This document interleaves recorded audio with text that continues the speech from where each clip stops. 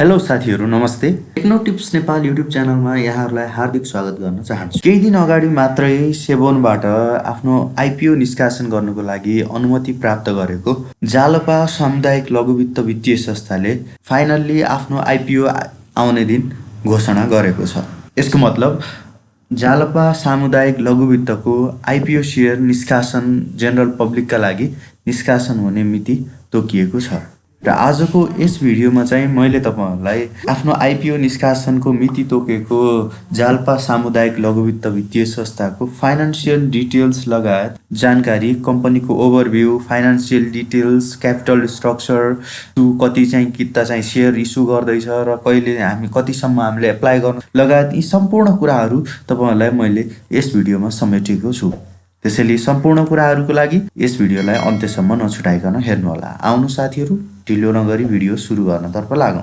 अब सबैभन्दा पहिले जालपा सामुदायिक लघु वित्तको कम्पनी ओभरभ्यूको बारेमा हेर्नु पर्दाखेरि हामीले एउटा समृद्ध समाज निर्माणको लागि एउटा लङ टर्म भिजन राखेर स्थापना भएको जालपा सामुदायिक लघु वित्त वित्तीय संस्था एउटा नेपाल राष्ट्र बैंकबाट राष्ट्रिय कार्यक्षेत्र भएर अनुमति प्राप्त गरेको एउटा संस्था हो र कम्पनीले अहिलेको करेन्ट सिचुएसनमा हेर्नु पर्दाखेरि करिब 96 वटा ब्रान्चेसहरू रहेका छन् भने यसको प्रधान कार्यालय चाहिँ पोखरा कास्कीमा रहेको छ र यसको चेयरम्यानको रूपमा हेर्नु पर्दाखेरि वीर बहादुर अधिकारी चाहिँ उहाँको यस लघु वित्तको चेयरम्यानको रूपमा हुनुहुन्छ भने त्यस्तै यस कम्पनीको म्यानेजमेन्टको प्रमुख अथवा भनौं सीईओ को रूपमा मिसेस विमला योगी रहनु भएको छ। अब भन्ने लागौं हामी क्यापिटल स्ट्रक्चर तर्फ। जालपा सामुदायिक लघु वित्तको क्यापिटल स्ट्रक्चरको रूपमा सबभन्दा पहिले इस्युड क्यापिटल अर्थात जारी पुँजीको रूपमा हेर्नु पर्दाखेरि 16 करोड रुपैयाँ रहेको छ। 16 करोड रुपैयाँमा पेड अप क्यापिटल भएको चाहिँ बाइ प्रोमोटर्स चाहिँ 10,78,000 मात्रै रहेको छ अहिलेसम्मको कन्डिसनमा हेर्नु पर्दाखेरि। तर अब जब यो आइपिओ चाहिँ आउने छ र टोटल 5 करोड 22 लाख रुपैयाँको आइपिओ चाहिँ आउँदैछ र यस आइपिओ पश्चात चाहिँ कम्पनीको पेड अप क्यापिटल चाहिँ फाइनल्ली इस्युड क्यापिटललाई मिट गर्नेछ। त्यो भनेको 16 करोड रुपैयाँ चाहिँ हुनेछ।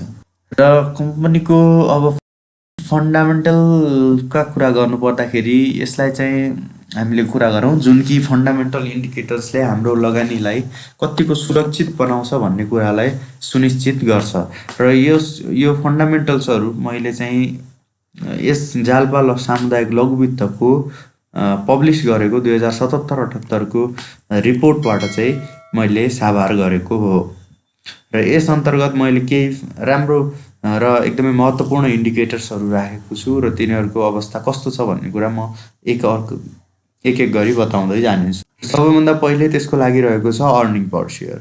अर्निङ पर शेयर भनेको कम्पनीले कति चाहिँ आम्दानी गरिरहेको छ त पर शेयर क्यापिटलमा। कम्पनीको 96.75 देखिएको छ। यो भनेको एकदमै राम्रो अवस्थाको अर्निङ पर शेयर मानिन्छ। त्यस्तै नेटवर्थ पर शेयर। नेटवर्थ पर शेयर भनेको एक किताको भ्यालु चाहिँ अहिले कति रहेको छ त भन्दाखेरि 379.86 रहेको छ।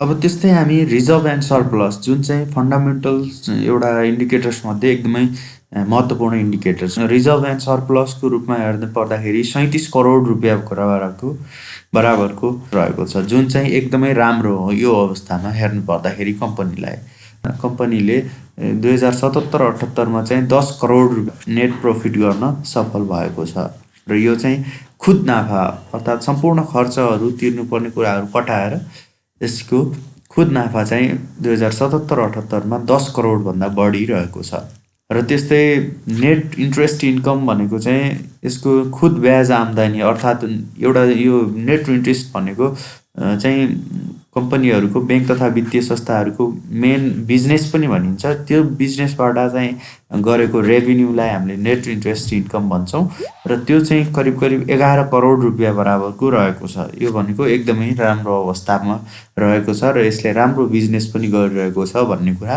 यस फन्डामेन्टलबाट बुझाउँछ। अर्थात लङ टर्म लायबिलिटिजको रूपमा हेर्नु पर्दाखेरि 36 करोड रुपैयाँको लायबिलिटिजहरू पनि रहेको छ र यहाँ एउटा बुझ्नुपर्ने कुरा के छ भने माइक्रो फाइनेन्सहरूले कमर्सियल ब्याङ्कबाट लोन लिएर सस्तो इन्ट्रेस्ट रेटमा आफूले चाहिँ हाई इन्ट्रेस्ट रेटमा दिने चाहिँ लोन प्रोभाइड गर्ने बिजनेस मोडल हुन्छ। त्यसैले माइक्रो फाइनेन्सहरूको ल्याबिलिटी पनि धेरै देखिएको हुने गर्दछ। र यो सम्पूर्ण फन्डामेन्टल्सहरूलाई एकचोटि एनालाइसिस गर्दाखेरि एकदमै राम्रो अवस्थाको, राम्रो इपिएस भएको र राम्रो नेटवर्थ भएको चाहिँ एउटा कम्पनीको रूपमा लिन सकिन्छ। अब त्यस्तै जाल्पा सामुदायिक लघु वित्तको आउँदै गरेको आइपिओको डिटेल्स बारे बताउन गइरहेको छु। र यसमा चाहिँ कम्पनीले जम्मा 5,22,000 किता सेयर चाहिँ पब्लिकका लागि भनेर इस्यु गर्नेछ टोटल। र त्यो चाहिँ एउटा 100 पर सेयरका रूपमा इस्यु गर्नेछ, जसबाट चाहिँ 5,22,00,000 रुपियाँको फुल अमाउन्ट चाहिँ कम्पनीले एज अ क्यापिटल भित्राउनेछ। त्यस्तै अब यो 5,22,000 किता सेयर मध्ये 5% चाहिँ म्युचुअल फन्डलाई छुट्याउनेछ। त्यसपछि यसले आफ्नो कर्मचारीहरूका लागि 2% देखि 5% सम्म छुट्याउनेछ र बाँकी रहेको जम्मै पब्लिकका लागि इलिजिबल हुनेछ, एप्लाई गर्नेछन्। म्यानेजरियल कामहरू गर्नको लागि प्रभु क्यापिटल लिमिटेडलाई यसअघि नै कम्पनीले नियुक्त गरिसकेको छ र यो सम्पूर्ण कामहरू प्रभु क्यापिटलले नै गर्नेछ। त्यस्तै रेटिङ, अब रेटिङ पनि एउटा एकदमै राम्रो र महत्त्वपूर्ण कुरा हुन्छ कम्पनीको फन्डामेन्टल एनालाइसिस गर्दाखेरि। र यो रेटिङबाट पनि हामीले कम्पनी कस्तो अवस्थाको हो भन्ने कुरा सजिलै छुट्याउन सक्छौँ। जस्तो कि यस कम्पनीले इक्रा नेपालबाट बीबी अर्थात् डबल बी रेटिङ प्राप्त गरेको छ, जसले चाहिँ रिस्क बियर गर्नको लागि मोडरेट लेभलको वित्तीय संस्था भनेर भन्न सक्छौँ हामीले। जाल्पा सामुदायिक लघु वित्तको आइपिओ सेयर फाइनल्ली पब्लिकका लागि कहिलेदेखि आउने भएको छ त भन्दाखेरि माघ 21 गतेदेखि आफ्नो इस्यु ओपन गरेर फर्स्ट क्लोजिङ चाहिँ 25 गतेलाई बनाउनेछ। यदि यो सब्सक्रिप्सन भएन भने यसले चाहिँ थप लम्ब्याउन सक्छ यसको क्लोजिङलाई। त्यस्तै अब हामीले चाहिँ एप्लाई गर्दाखेरि मिनिमम 10 युनिट्स चाहिँ एप्लाई गर्नुपर्ने हुन्छ एउटा व्यक्तिले, अर्थात् भनौँ एउटा डिम्याट एकाउन्टबाट 10 किताको लागि चाहिँ मिनिमम एप्लाई गर्नुपर्ने हुन्छ।